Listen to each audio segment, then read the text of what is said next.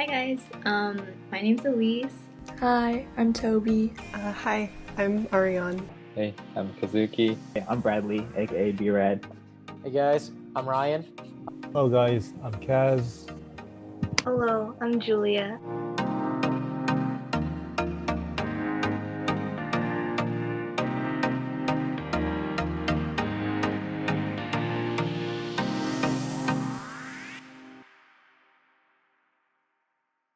I joined JASS my sophomore year. I kind of like went to a couple meetings my freshman year, but I never really committed. So sophomore year is when I like really got into it. I joined because I kind of just wanted to make more friends and just join a social club. Also, like where I'm from, I don't really know that many Japanese people, so I just wanted to make more Japanese friends too.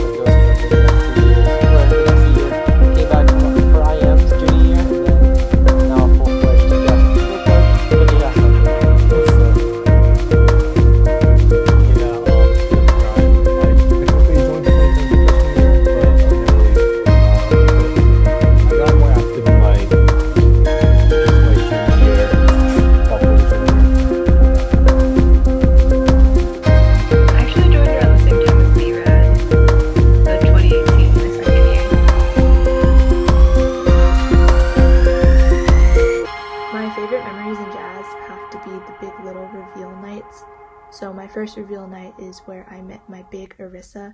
She had a giant poster with my face blown up on it. It was super hard to miss and it was so sweet. She had that with a little gift basket of all my favorite Japanese snacks and goodies. And I also met my twin Elise that night, and we always joke about how the FAM coordinators that year must have known something we didn't, because we've become such great friends over the years. We've become so close. It's been great. And I'm so lucky to have been a part of that line and a part of the Funky Skunkies for my first year. And this year I've met my little Catherine, and we've got to hang out with Elise and Amanda and create a little family of our own within the Saturn family as a whole, and it's been great. I think my most memorable moment in JASS was my first big little reveal. They made it really fun for all of the littles to like find out who their big was, and then all of the bigs just had like posters and like little gifts and stuff for their littles. My big was Arissa at the time. You may or may not know her. She was in CAB like a few years ago.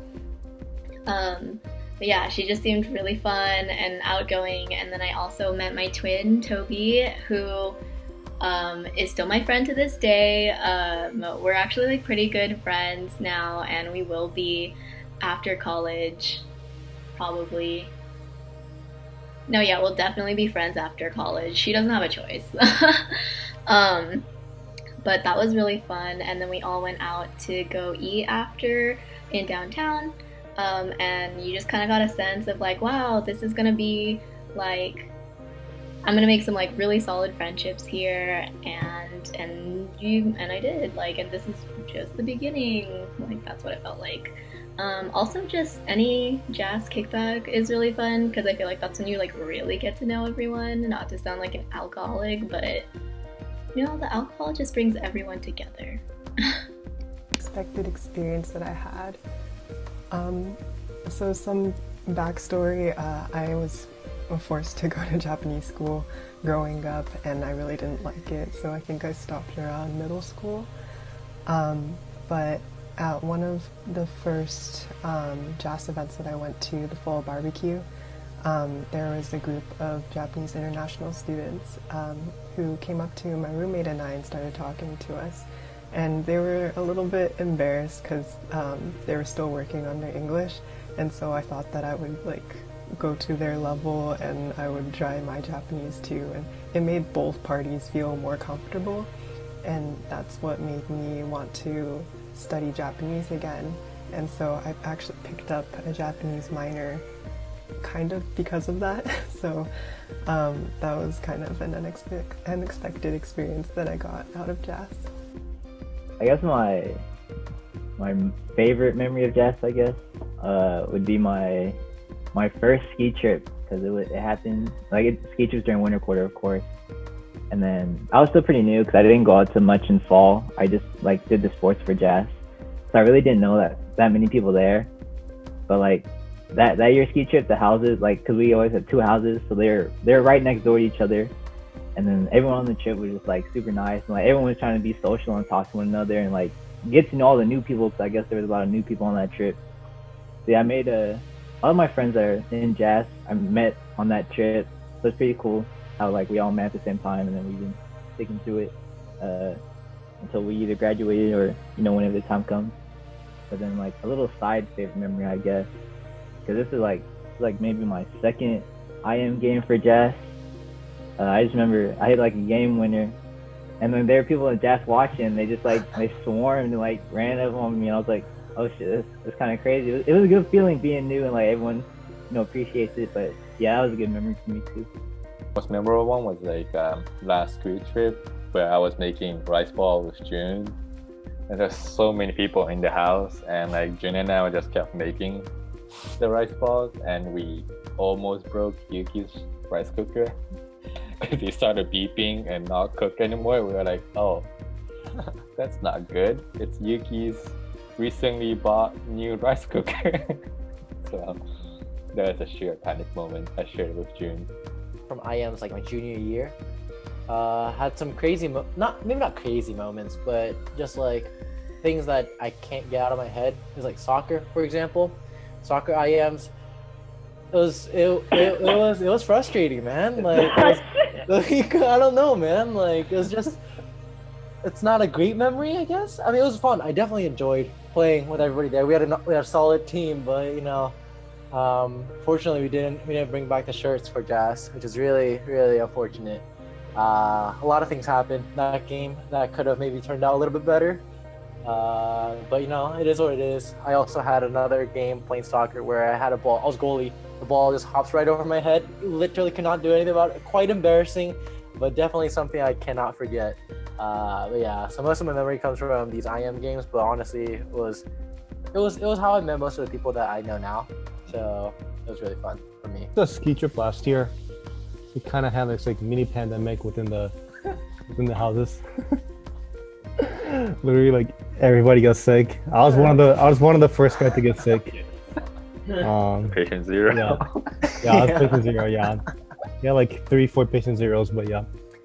And then we brought in the sickness, and then I mean the trip was still fun. We still got drunk. We still did everything that we could do, but yeah. So gross. It was all in that one car. right? that- Your car, Yeah, everyone yeah, was yeah. sick. You had a car with Kelly, who was sick before the trip. Taka was in there. It's fucking healthy, by the way. Who was the fourth guy? There wasn't another guy. It was just the two of you in this shape. Oh, Akari to Honoka. Yeah, Akari to Honoka. Yeah, and then Yeah. Kelly, me, Taka, Akari to Honoka, and then we just like the Kyle became so contagious. I'm surprised you guys made it to the cabin safe. Like, It's true. Yeah, I mean Kelly didn't get sick until like she got there, right? Yeah, like I was dying when I was going there, but yeah, but I was completely healed up by the time like second day or something, and that's when like Itaka started dying. yeah. Yeah. Yeah. Ski trip. When we made the event of everyone throw snowballs at Brian, and then like a lot of people followed through on it, and I was really happy. He hid behind people, but it didn't work. Except it was really fun. Except I somehow became a target too, because Brian kept throwing them at me, and then Naha just took a big like pile of snow and just dumped it on my head. So my hair was just soaking wet, and it was a long walk back to Cabernet. I don't know. That was uphill. It wasn't fun, but the snowballs were fun. The walk wasn't.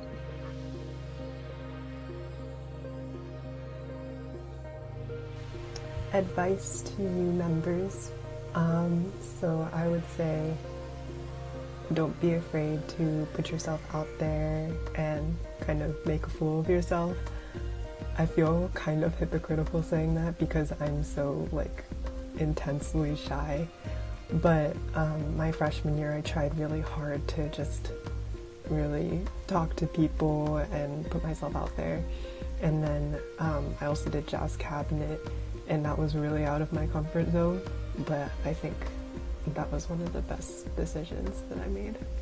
My piece of advice is to always be kind and to be appreciative of everything. It's so rare that you get to meet such a great group of genuinely nice and supportive people like the JASS community is. When I first joined the club, I was in such disbelief at how genuinely kind and helpful everyone was. I thought it was a joke for the longest time. I thought I was missing something. But no, the people here just genuinely want to be your friend and they want to help you out. And that's something that's super rare. So just cherish the friendships you've made here in JASS. The JASS community is not something that starts and ends at Davis. It spans beyond that. Keep in touch with everyone.